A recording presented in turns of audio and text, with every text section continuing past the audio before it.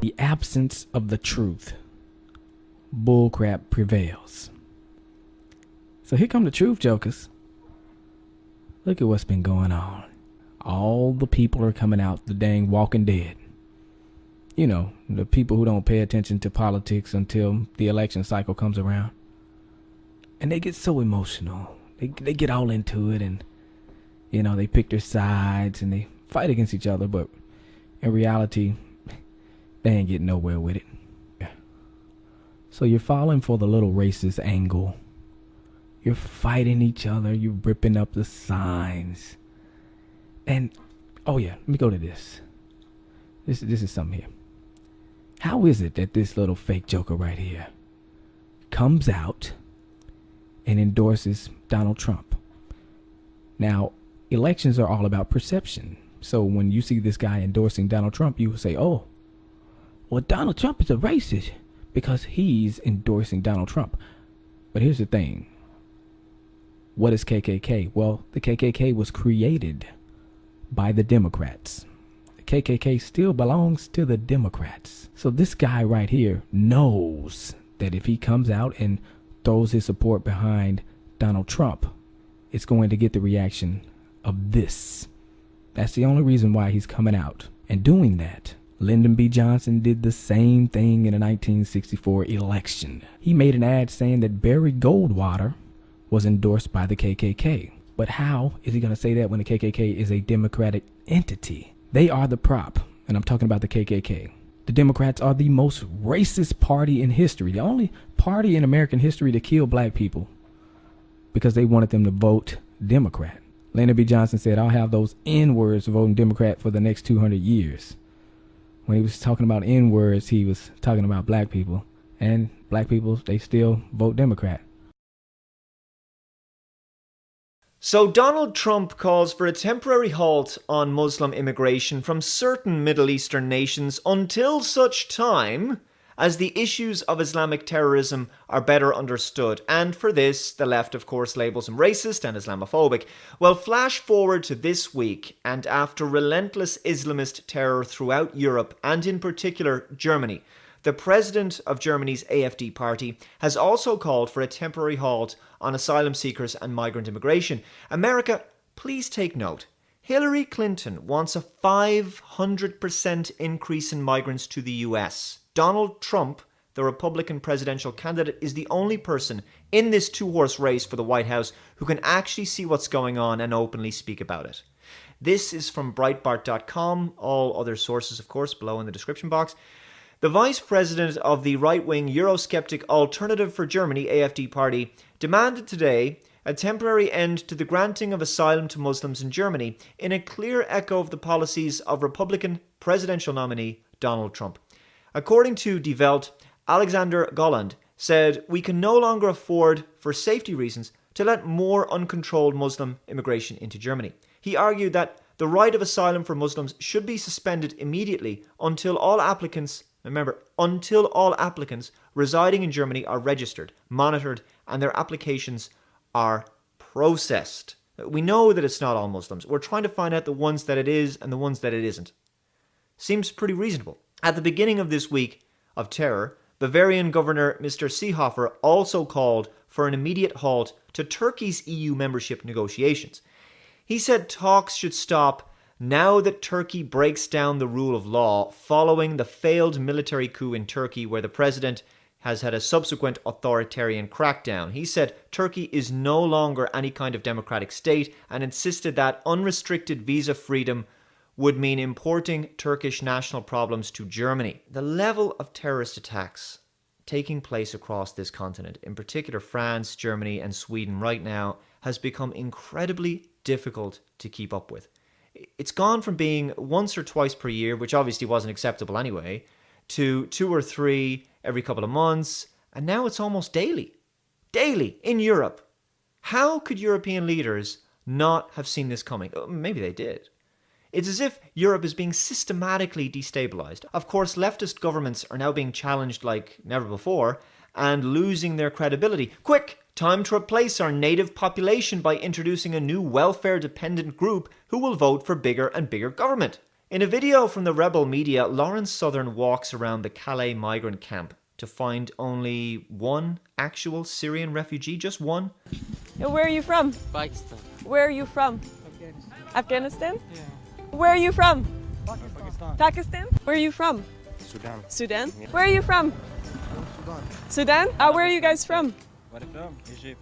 Egypt. Where are you from? Afghanistan? Sudan?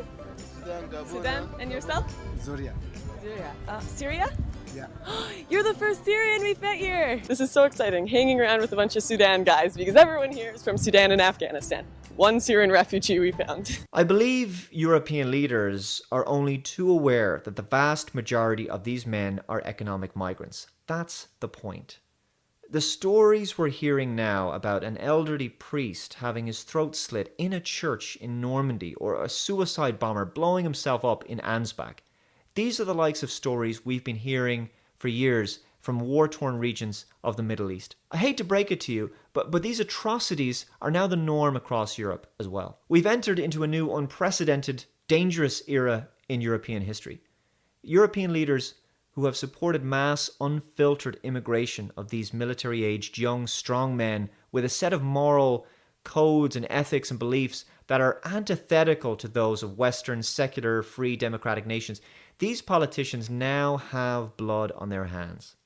Angela Merkel has the audacity to defend Germany's refugee policy following a spate of violent attacks against her citizens because of said policy. Angela Merkel has delivered a staunch defense of her open-door policy towards refugees. Of course she would. She can't admit she was wrong. Insisting she feels no guilt over a series of violent attacks in Germany. A rejection of the humanitarian stance we took could have led to even worse consequences, the German Chancellor said. What? What? Worse consequences for Germany? What are you talking about? Okay, you let in a large group of people. Many of them are peaceful. Some of them have very, very different views on how a society should function. They have very different views on women, on gays, on non-believers, on you name it. Very different views on morality. Some of them are even aligned with terrorist organizations. So when you introduce them into your country and they don't want to integrate and they don't care about your rule of law, they don't care about your culture, or your laws, or your values, you've only yourself to blame. How would there have been worse consequences? I'm trying to understand, Angela. How? It's like you let a terrorist into your country and you get terrorism. If you don't let the terrorists in, you don't get terrorism. It's a very simple equation. How would the consequences have been worse?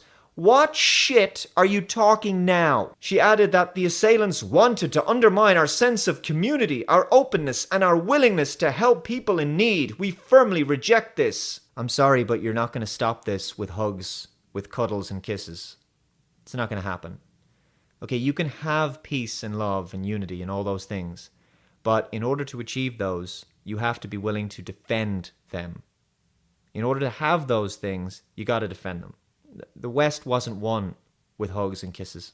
I'm sorry, it wasn't. In just 1 week, Germany has suffered an axe attack on a train, a mass shooting in Munich that killed 9 people, a machete attack in which a pregnant woman was killed, and the aforementioned Ansbach suicide bombing. 3 of the attacks were carried out by refugees, and 2 of them, the axe attack in Würzburg, in which 4 people were injured, and the suicide bombing in Ansbach, were believed to have an extremist motive. Appearing resolute and unruffled by the events of recent days, Merkel, who had interrupted a summer walking holiday in South Tyrol to attend the press conference, insisted authorities were carrying out detailed analysis of the attacks and would announce concrete measures that will be taken as a result of them. Yes, new counter-terrorism policies. No doubt these measures will include further free speech crackdowns on social media with respect to any criticism of immigration. For Merkel, the blood of Germans is water under the bridge. In fact, the delusional leader bizarrely framed the death of her own countrymen as some sort of test of tolerance. These were your sacrifices on the altar of multiculturalism, right? The terrorists want to make us lose sight of what is important to us, break down our cohesion and sense of community, as well as inhibiting our way of life, our openness, and our willingness to take in people who are in need. Anxiety and fear can't advise our political decisions, she says. This is despite the fact that back in 2010, she admitted that the multicultural project had failed. Now, humanitarian projects are fine, but we already know that many of these immigrants aren't refugees. So that part of your statement makes no sense. Secondly, the terrorists are already winning because your new increased security measures and police checks will impact upon the average German citizen's life adversely anyway. Cohesion has already broken down. I mean, if you have to declare things like martial law, or you have to increase the military presence on your streets, or just have more police and all this kinds of stuff, you're already starting to lose. You've lost the peace and unity and freedoms that you had before this violence broke out. People are scared out of their minds thanks to your policies.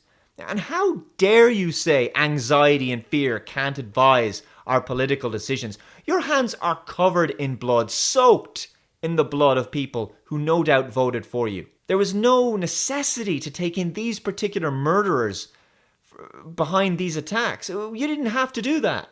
The fear and anxiety of German citizens is justified. Their country is under attack by Islamists. And you're saying that we should just tolerate more of this. This is some sort of sadomasochism. Fear is a sensible response to extreme violence that is threatening your very livelihood, and a good indication that something is very seriously wrong. Now, of course, not all Muslims, etc., etc. I know, we never said it was all Muslims. I said these particular perpetrators, and sadly they come from cultures that are totally at odds with freedom, gender equality, homosexuality, self-expression, democracy, and pretty much everything else that makes the West itself, free and great. Those moderate Muslims who want to integrate, awesome. They can be welcomed into our societies. Those people who want to live in their own isolated communities under a completely different set of rules and then force that upon others, that's where we have problems. Angela, you have lost touch with reality and have betrayed the people you were charged with protecting.